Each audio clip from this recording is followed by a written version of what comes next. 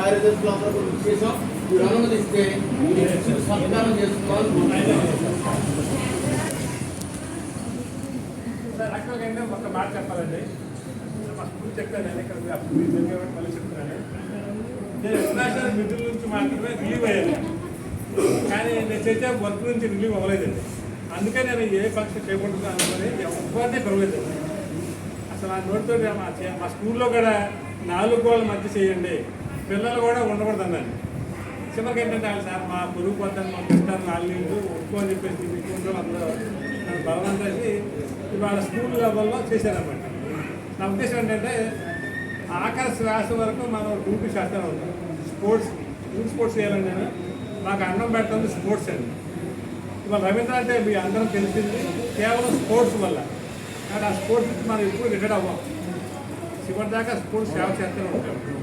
అందువల్ల ఏంటంటే నేను రిటైర్మెంట్ నాకు లేదు కాబట్టి నేను చేసుకోకూడదని నిర్ణయించుకున్నాను మేడం. కానీ అనివార్య కారణాల వల్ల ఇలాంటి పెద్దలు ఒత్తిడి చేయడం వల్ల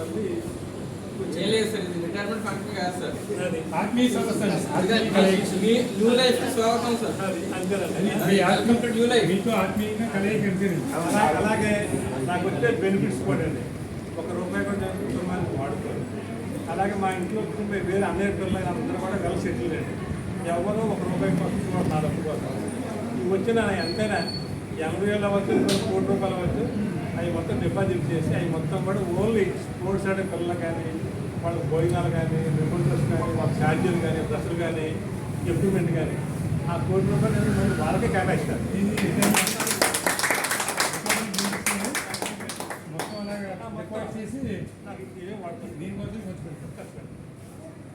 అది చేసినారు చాలా చూడండి. ఈవేళ చేసుకునే కాకుండా వాళ్ళు మన ఆత్మీయులు పెద్దలు రవీంద్ర గారు మరి వారి మనసు సామాజిక సేవ పట్ల ఎలా ఉందనేది మనకి క్లియర్గా తెలుస్తుంది.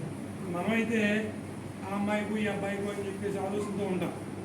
ఇవాళ చూడండి మొత్తం ఈ ఊళ్ళో కానీ చుట్టుపక్కల ఉండే ప్రజలందరూ కూడా నా పిల్లలు నా కుటుంబం అనుకునే ఉద్దేశంలో వారికి రాబోయే బెనిఫిట్స్ ఇంత అనేది క్లియర్గా ఒక ఐడియా లేకపోయినా మొత్తం ఎంతైతే అంత డిపాజిట్ చేసి దాని మీద వచ్చిన ఆదాయం ఆ అమౌంట్ మొత్తం కూడా దానికి వెచ్చించి సేవ చేయడానికి వారు నిర్ణయం తీసుకోవడం చాలా చాలా సంతోషం, అసహ్యం.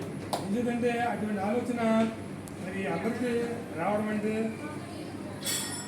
రాదని చెప్పకూడదు, కానీ మరి ఇట్లా అక్కడక్కడ ప్రజల కోసం ఈయన ప్రజల కోసం ఆయన అనే టైప్లో దేవుడు మన కోసం ఆయన మన ప్రాంతంలో మన మధ్యన ఉండే వ్యక్తిగా ఆయన మనకి అందుబాటులో ఉంచిన భగవంతుడు ఆ దేవుడికి మన ధన్యవాదాలు తెలియజేసుకుంటూ మరి వారు ఇలాగే ఆయురారోగ్యాలతో చిరకాలం ఆరోగ్యంగా ఉండాలని చెప్పేసి వారికి సేవ చేసే భాగ్యాన్ని భగవంతుడు ధైర్యాన్ని కలగజేయని చెప్పేసి కోరుకుంటూ వారు ఇటీవల కొంచెం ఇబ్బంది పడి శ్రీమతి గారికి లేనప్పుడు చెప్పారు, నేను ఎంతవరకు చేసింది 40% అండి, ఇంకా చేయాల్సింది చాలా ఉన్నాయి స్పోర్ట్స్ సంబంధించి.